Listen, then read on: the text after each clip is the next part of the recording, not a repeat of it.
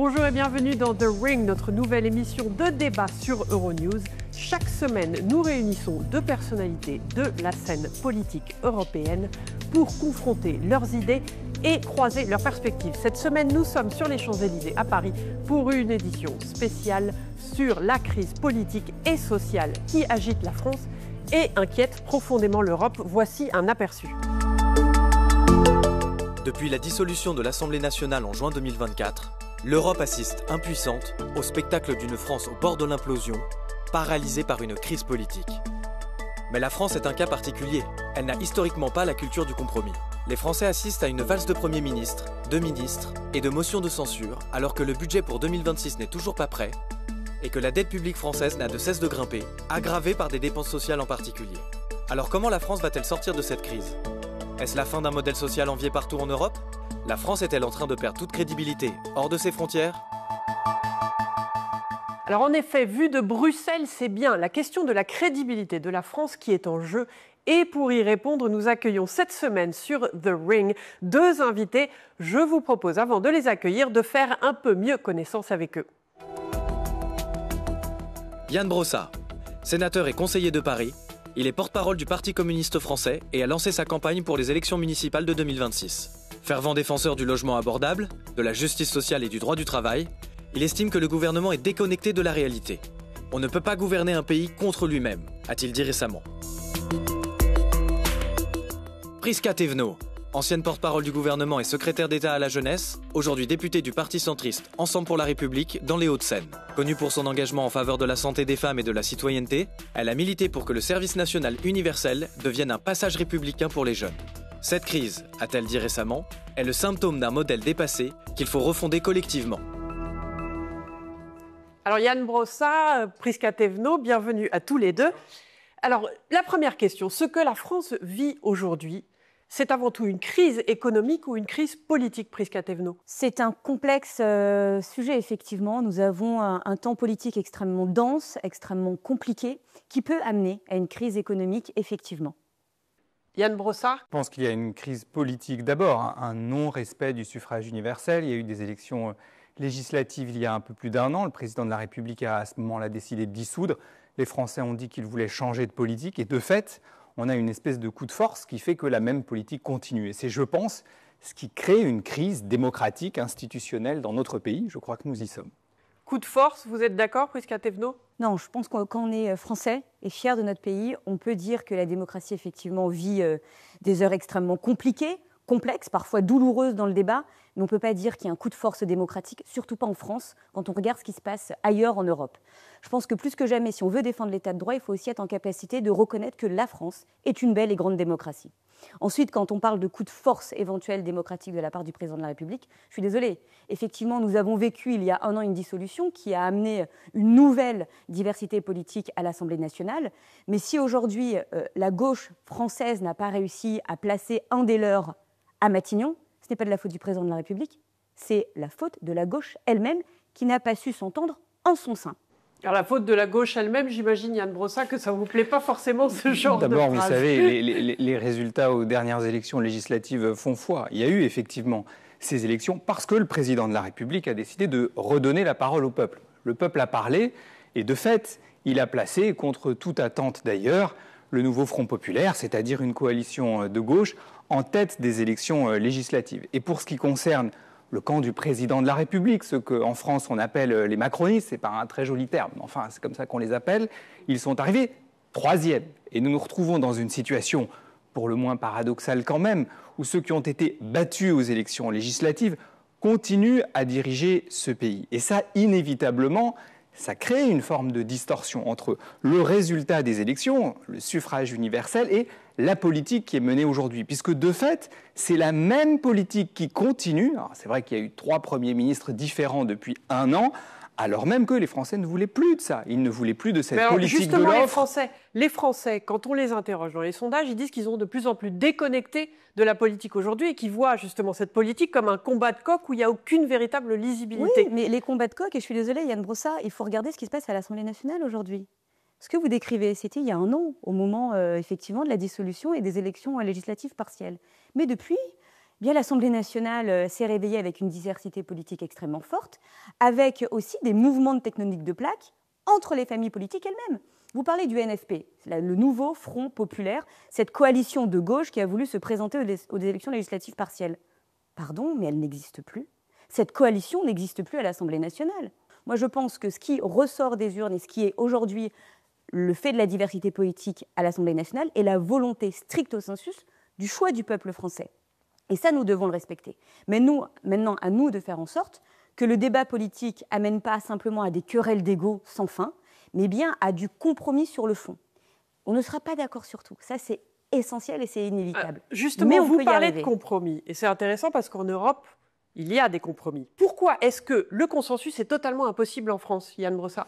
Bon, je ne dirais pas les choses en ces termes. Il arrive parfois qu'on arrive à dégager un certain nombre de consensus.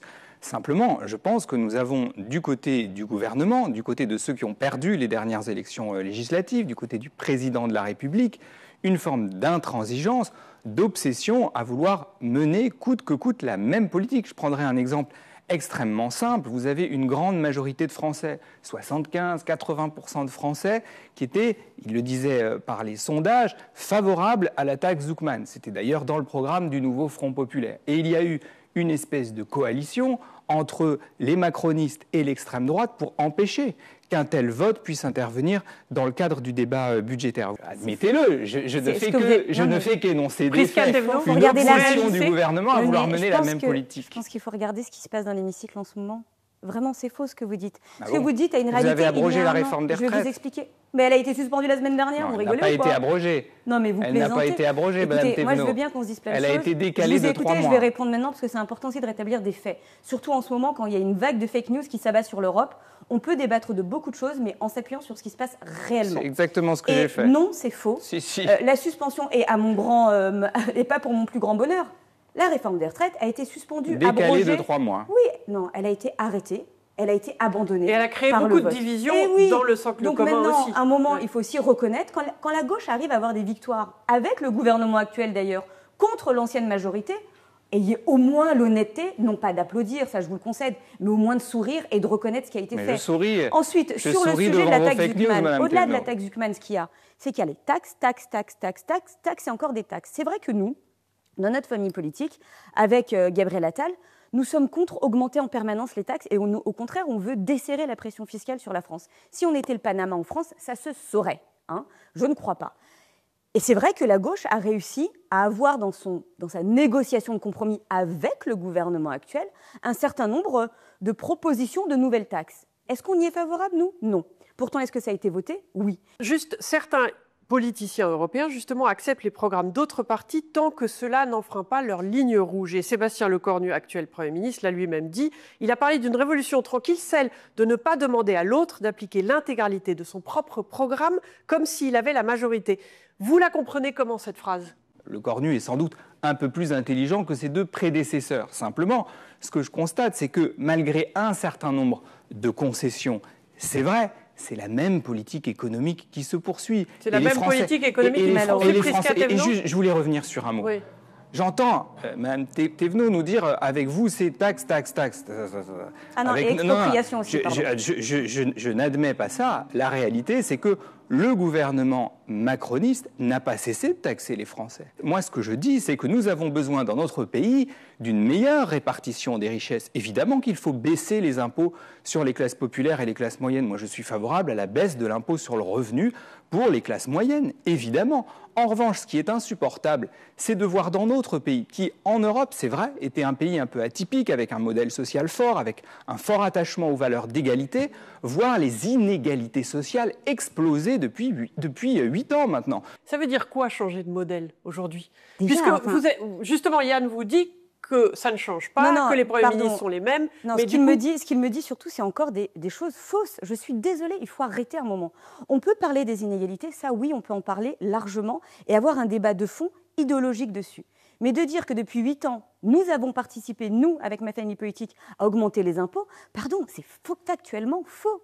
Nous avons baissé l'impôt sur les sociétés. Vous n'êtes pas d'accord ? Sur l'énergie. Non, je vous ai écouté vraiment patiemment. Ah oui, l'impôt sur les sociétés, ça c'est sûr. Bon, je vais vous écouter patiemment. Je sais que la gauche n'aime pas que les autres familles politiques parlent, mais je vais le faire. Mais si, je bois vos paroles. Et donc, merci. On est en démocratie, si chacun parle. Exactement. Et donc, nous avons baissé l'impôt sur les sociétés. Pourquoi? Pour aussi permettre de la marge de manœuvre et faire en sorte que celles et ceux qui créent de l'emploi, créent de la valeur pour pouvoir la redistribuer, puissent être à l'aise en France pour le faire. Nous avons aussi baissé la pression fiscale sur les foyers français. Nous avons baissé les premières tranches de l'impôt sur le revenu, justement. Les premières tranches de l'impôt sur le revenu. On parlera de revenus, de dettes. Après, je vous arrête là tout de suite parce que vous avez déjà exposé vos points de vue. Et maintenant que les esprits sont un peu échauffés, il est temps d'approfondir le débat. Alors, dans cette deuxième partie d'émission, nous allons entrer dans le vif du sujet et confronter les idées. Nos invités vont se poser des questions entre l'occasion d'un échange direct à l'image de ce qui se passe dans vos hémicycles respectifs. Alors, commençons. Madame Prisca-Thévenot, c'est à vous. Vous parliez très précisément, Monsieur Brossat, tout à l'heure de la réforme des retraites de 2023. Vous avez raison, elle a été suspendue, abrogée, décalée. Bref, elle n'existe plus aujourd'hui du fait du vote à l'Assemblée nationale que, à mon avis, vous allez confirmer ou pas dans votre hémicycle au Sénat. À voir. Ça, je vous laisse la capacité de le faire ou pas. La question est plutôt de savoir comment on fait pour avoir un système universel, c'est-à-dire chaque euro cotisé offre les mêmes droits à tous les travailleurs de France, quel que soit leur métier. Qu'en pensez-vous ? Nous avons en France un modèle de retraite par répartition, vous l'avez très justement dit. C'est un modèle qui fait qu'en France, on a 10% de retraités pauvres, quand on en a 15% en moyenne au sein de l'Union européenne. On en a 20% de retraités pauvres en Allemagne, qui a promu la capitalisation. On en a 30% aux États-Unis. C'est-à-dire que la France est l'un des pays de l'Union européenne, l'un des pays du monde dans lequel nous avons le taux de retraités pauvres le plus bas. Pourquoi ?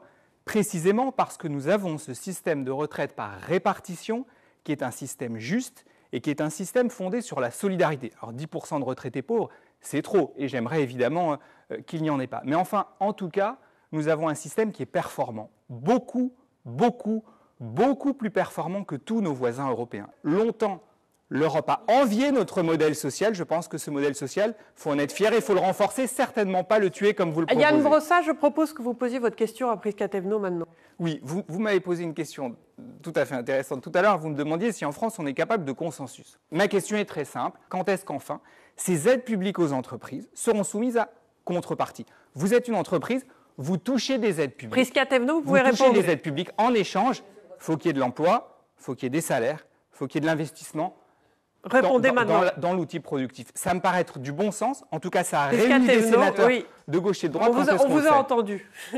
Vous pouvez répondre. Alors, sur ce point très précis du rapport sénatorial, mon collègue Paul Midi vous a répondu dans l'enceinte de l'Assemblée nationale en expliquant que si le chiffre était juste, l'ensemble des agrégations qui ont été mises ensemble pour avoir ce chiffre posait à discussion, notamment sur les externalités externes de ce chiffre. Vous dites, on a l'impression que tous les mois, toutes les semaines, tous les jours, l'État français fait des chèques aux entreprises.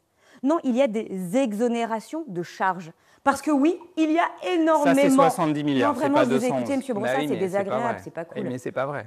Oui, mais c'est vrai que vous me coupez la parole. Allez-y. Donc, il y a des exonérations de charges extrêmement fortes, des charges extrêmement fortes sur nos entreprises. Donc, il faut qu'on puisse les libérer pour pouvoir créer un truc qui vous échappe, qui s'appelle de l'emploi.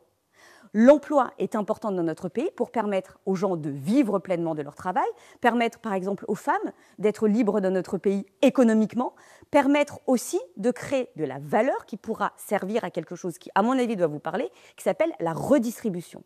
Parce que sans le cœur du sujet, qui est l'emploi, on ne crée aucune richesse et donc on ne la redistribue pas. Et donc c'est ça aujourd'hui qui est un problème, c'est que la gauche dans notre pays, mais dans sa globalité, la gauche, vous pourrez l'appeler comme vous voulez, le Parti socialiste, le Parti communiste, la France insoumise, considère l'ennemi public numéro 1 en France étant comme l'entreprise, l'entrepreneuriat. Et en parallèle, il nous dit il faut avoir toujours plus de cotisations, toujours plus de capacité de richesse pour pouvoir la redistribuer, mais il tape en permanence toute la journée sur celles et ceux qui créent. Et donc ça, il va falloir aussi un moment se remettre en capacité d'arrêter de considérer qu'il y aura un mal absolu dans notre pays, celles et ceux qui créent de la richesse. En revanche, ce qu'il faut pouvoir regarder, c'est la redistribution de cette richesse. Mais pour pouvoir avoir ce sujet-là, il faut arrêter de taper sur celles et ceux qui la créent. Moi, je vous arrête un instant parce que je vois que la question de la réforme des retraites, en règle générale, des aides publiques aux entreprises, ce sont vraiment des sujets qui sont très en débat aujourd'hui et qui peut-être vont créer un nouveau modèle. Et justement, on vous arrête là pour passer à la déclaration qui a fait les gros titres cette semaine. Alors, le journaliste et auteur Alain Duhamel a écrit dans Le Monde en septembre « Nous vivons à la fois une crise de régime et une crise de société.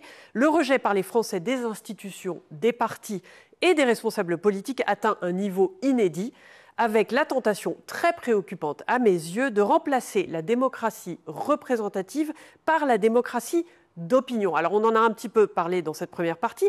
Quand vous entendez cela, Yann Brossat, justement, ainsi qu'un récent sondage du Cevipof qui dit que les partis politiques n'inspirent confiance qu'à 10% de sondés et que la confiance s'établit péniblement à 20% pour les députés, n'est-il pas le moment de changer sa façon de faire de la politique ? Si, sans doute, mais je pense que ce qui est au cœur de la difficulté... mais quand vous dites si, sans doute, ça veut dire quoi, justement ? Ça veut dire que ce que je ressens au fond, c'est que les Français votent et ils ont le sentiment que ça ne change jamais. Et j'évoquais les dernières élections législatives... Mais est-ce que vous pensez que vous pouvez changer ? J'évoquais les dernières élections législatives, ça remonte à plus loin. On est ici sur une émission qui parle de l'Europe. Lorsque les Français ont voté contre le traité constitutionnel européen en 2005, ils l'ont fait par référendum. Ils se sont mobilisés massivement. Ils se sont intéressés à ce scrutin.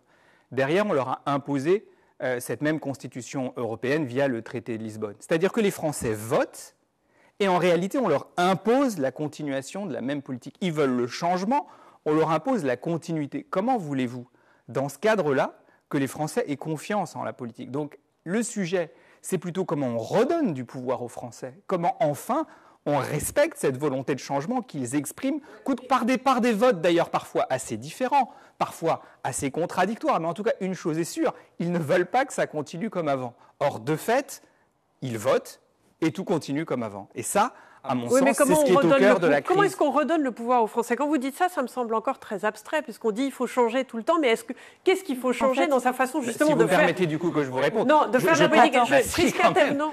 Je vous rappelle, on vous repose des questions après, mais c'est important parce que... En fait, le pouvoir est déjà dans la main des Françaises et des Français, surtout dans une démocratie comme la nôtre. Je pense qu'il est important de le rappeler. On ne peut pas passer notre temps, en tout cas nous en tant que responsables politiques, à être élus, en tout cas pour ma part, mais vous aussi à Paris, au suffrage universel direct, et expliquer que la démocratie ne fonctionne pas dans notre pays. En revanche, il y a un vrai sujet vis-à-vis des partis politiques. Les Français ne font presque plus confiance aux partis politiques en France. Pourquoi ? Et ça, on peut le comprendre largement. Parce qu'en permanence, au gré des sondages, au gré des opinions, eh bien, les uns et les autres changent d'avis. Les lignes idéologiques deviennent floues et commencent à bouger. Un exemple. L'extrême droite, on n'en parle pas depuis tout à l'heure, mais je pense qu'il faut en parler en France et notamment en Europe parce qu'on voit qu'il y a une vague extrêmement forte. Eh bien, elle nous dit toute la journée qu'elle veut défendre les entreprises, défendre l'entrepreneuriat, défendre le travailleur. Et puis quand on les voit en fait aux manettes, notamment à l'Assemblée nationale, eh bien, ils font tout autre chose. Ils ont plutôt d'ailleurs un programme économique plus proche de la gauche que d'un monde libéral. À l'inverse, la gauche aussi dans sa capacité nous dit toute la journée, et c'est vrai, je le dis assez simplement, j'avais un papa communiste. Donc je peux aller assez tranquillement dessus, qu'ils défendent les travailleurs. Mais comment on défend les travailleurs en tapant toute la journée sur les entreprises ? Pardon, mais sans entreprise, pas de travailleurs. Sans entreprise, pas de salaire. Sans entreprise, pas de richesse et donc pas de redistribution. Et donc c'est ça qui finit par agacer, parce qu'on a fini par avoir... Les Français nous demandaient un combat d'idées.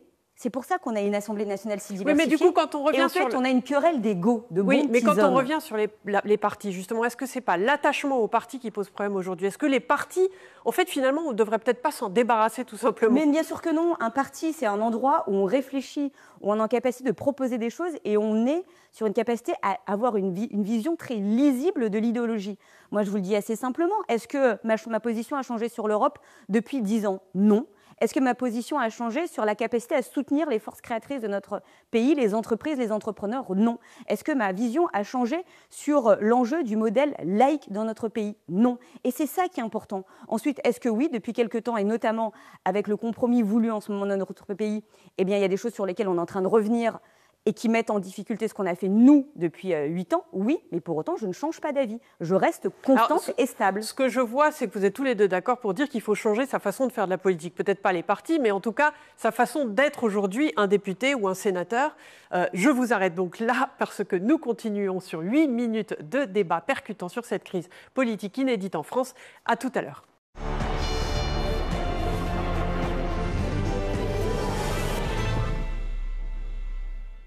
Ravi de vous retrouver sur le plateau de The Ring. Nous sommes sur les Champs-Élysées à la Maison de l'Alsace. Sur The Ring, on amène les grands débats européens jusque dans votre salon et sur vos tablettes. Alors, ces débats ne se tiennent pas seulement en séance plénière, ils sont aussi dans la rue. Nous avons donc choisi un sondage de l'Institut Odoxa pour la Fondation IFRAP qui date de septembre sur les préoccupations des Français vis-à-vis de la dette. On voit dans ce sondage que 77% des Français sont inquiets devant l'ampleur de la dette. Et si on regarde plus en détail, ce sont 6 Français sur 10 qui pensent même que notre dette publique fait de la France un pays proche de la faillite. Et 82% de Français souhaitent une baisse des dépenses publiques plutôt que de voir augmenter leurs impôts. Alors le risque de faillite existe-t-il vraiment, Yann Brossard ? Mais d'abord, excusez-moi, un sondage commandé par la Fondation IFRAP, enfin sérieusement, soyez un peu rigoureux. On parle d'une fondation ultralibérale, présidée par Madame Agnès Verdier-Molinier, qui n'a aucune compétence. Non, mais excusez-moi. Ce qu'on voit dans les sondages en règle générale, c'est souvent des pourcentages qu'on retrouve dans d'autres bien sûr, sondages. Je connais très bien le fonctionnement des sondages et des instituts de sondage. Et vous aussi. Je pense que vous n'avez pas la naïveté de penser que tout ça est d'une objectivité absolue. Et donc, en l'occurrence, un sondage commandé par la Fondation IFRAP, je rigole. Mais Yann Brossard, la question, c'est moins le sondage Oui, mais madame, il y a une inquiétude. Oui, bien sûr. Moi, j'ai des d'autres Français. sondages, madame. Qui disent, par exemple, que les Français sont favorables à la taxe Zuckman. Vous voyez, oui, mais les à Français, 80%. Pardon. Donc, voyez, mais les Français sont inquiets d'une faillite potentielle de la France aujourd'hui. C'est ça la vérité. Est-ce que vous pouvez répondre à cette question ? Mais donc, voyez le ridicule. C'est-à-dire qu'on nous donne un sondage qu'on va monter en épingle, commandé par IFRAP. Cette fondation, je le redis, ultralibérale, qui dit les Français veulent moins de dépenses publiques. Vous croyez sérieusement que les Français veulent moins d'hôpital public ? Vous croyez sérieusement que les Français veulent moins d'écoles publiques ? Vous croyez sérieusement que les Français veulent moins de policiers ? Évidemment non. Donc la question qu'on doit se poser, c'est la question de la répartition des richesses. Comment on fait en sorte qu'on ait dans notre pays moins d'inégalités sociales et qu'on ait des services publics qui fonctionnent ? Une fois de plus, on est sur une chaîne européenne. Longtemps, la France, c'était un pays qui, partout à travers l'Europe, pouvait témoigner avec fierté de la force de son modèle social. Eh bien moi, je me refuse à l'idée que la France brade son modèle social, ce à quoi nous avons assisté depuis 8 ans, simplement pour répondre à un certain nombre d'injonctions de fondations ultralibérales. Justement, je rebondis sur ce que vous dites, et Prisca Thévenot, vous parlez du modèle social français. Le modèle social français, il s'essouffle aujourd'hui, d'après ce qu'on voit dans tous les sondages. Parce qu'il a été fragilisé. Prisca Thévenot, justement, oui, mais vous pouvez pas me faire des objections sans me permettre d'y répondre. Vous parliez, vous, de changement de modèle, justement, sur la protection sociale. On sait que la France dépense énormément d'argent à la protection sociale, plus même que les autres pays européens. Alors, qu'est-ce qu'il faut changer, justement ? Il y a une belle propagande, là, quand même. C'est waouh, je ne pensais pas que ce serait à ce point-là, parce que là, en réalité, vous avez tous les clichés ultra-libéraux sur la France. Enfin, vous êtes caricatural, madame, je m'excuse de vous le dire. Je préférerais que Prisca Thévenot réponde. C'est compliqué. Je le redis sur notre modèle démocratique et la beauté de notre pays. Nous avons une démocratie qui fonctionne bien parce que nous respectons les différentes institutions de notre pays. Et une des institutions, c'est la presse aussi. Donc je pense qu'il faut aussi ne pas virer dans le complotisme. Laissez ça à l'extrême droite, monsieur Brossard. C'est bien. Et vous acquiescez, c'est bien.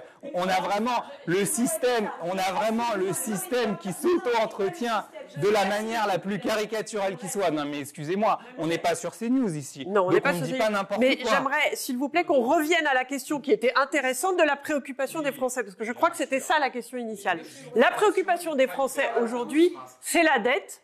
Et bien sûr, c'est la dette. Vous croyez que tous les matins, quand vous sortez dans la rue, quand vous faites un marché, les gens vous parlent que de la dette. Les gens vous parlent pas du pouvoir d'achat. C'est votre opinion. Les gens vous parlent pas du capital. Écoutez, monsieur Brossard. Non mais franchement, arrêtez. Est-ce qu'on peut parler aussi ? Ça suffit un moment.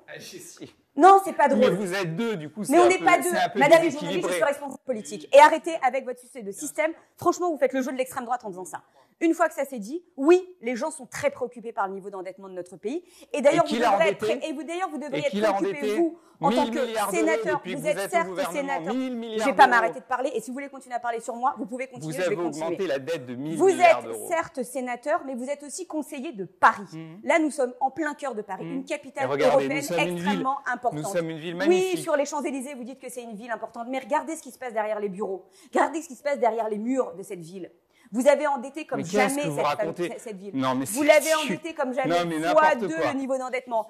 Est-ce qu'il y a plus de protection de la police? Non. Est-ce qu'il y a plus de services publics? Non. Est-ce qu'il y a plus de propreté? Non. En revanche, c'est vrai que nous avons un niveau d'endettement extrêmement important au niveau national. Et il faut réfléchir pourquoi. Parce que nous avons vécu des crises aussi. Et ces crises, eh bien, on aurait pu décider, comme certains le voulaient, ne rien faire. Et laisser effectivement les Françaises et les Français sombrer à ce moment-là. Eh bien, nous avons fait un autre choix. On peut le contester, mais nous avons fait un autre choix. Celle, eh bien, de nationaliser une partie des salaires pendant cette période-là. Celle d'investir massivement dans la recherche. Celle de faire en sorte que notre système économique ne tombe pas. Et donc, forcément, à un moment, eh bien, il faut revenir à un principe d'en finir avec le quoi qu'il en coûte. Et donc, oui, je suis d'accord avec le sondage qui a été mis en place. Et je vais vous le dire, vous avez raison, on n'a pas besoin de sondage. On le sait, les Français veulent moins de dépenses. Ça ne veut pas dire moins d'investissement, mais moins de dépenses. On voit évidemment dans ces débats que tout n'est pas noir ou blanc ou l'est-il. Maintenant, je vais vous proposer une série de questions. Justement, on en parlait déjà en première partie d'émission, mais l'avenir de la France, finalement, vous inquiète-t-il, Yann Brossat? Oui, mais malgré tout, je suis confiant dans mon pays. Prisca Thévenot? Non, et nous devons continuer à faire en sorte qu'il ne soit pas inquiétant. Alors, la France aura-t-elle un budget le 31 décembre, qui est évidemment la date butoir pour voter le budget, Yann Brossat? Oui, parce que même s'il n'était pas voté, le gouvernement a plein de moyens d'imposer un budget pour le pays. De toute façon, le pays a besoin d'un budget, donc oui, évidemment, ce sera le cas. Prisca? Oui, en espérant que la contrepartie, ce ne soit pas une pression fiscale augmentée par la gauche. Y a-t-il, évidemment, on caricature, mais y a-t-il un risque de shutdown comme aux États-Unis où l'État ne peut plus payer ses fonctionnaires? Évidemment non, et vous le savez en posant votre question. Non. Alors la Ve République vit-elle ses dernières heures, Yann Brossat? Peut-être, mais en réalité, quand on a dit ça, on n'a pas dit grand-chose. La question est de savoir par quoi il faut la remplacer, quelles sont les nouvelles institutions qu'il faudrait créer, qui précisément donnent plus de pouvoir au peuple. Je pense qu'il faut pouvoir dépoussiérer notre Constitution pour mieux la protéger. On ne peut pas fonctionner aujourd'hui sur un modèle qui est appuyé sur un système de 1945 avec tous les sujets qu'on peut voir aujourd'hui. Est-ce que Prisca Thévenot vous a convaincu? De quoi? Il n'a pas écouté parce qu'il a beaucoup parlé. Si, j'ai écouté avec beaucoup d'attention, mais je ne vois pas bien de quoi vous voulez parler en l'occurrence. Moi, je vous ai en revanche beaucoup écouté. Et s'il y a un sujet sur lequel normalement on devrait pouvoir travailler, alors même si on n'est pas d'accord sur les modalités pour y aller, c'est lutter contre les inégalités de destin dans notre pays. Et le débat n'était pas assez long pour qu'on puisse le faire, mais j'espère qu'on pourra en avoir d'autres. Oui, effectivement, le débat pourrait encore durer des heures. Vous pouvez participer aussi à la discussion en nous écrivant à thering@euronews.com ou via nos réseaux sociaux. Merci encore à nos invités cette semaine et merci à vous de nous avoir suivis. À très bientôt sur Euronews.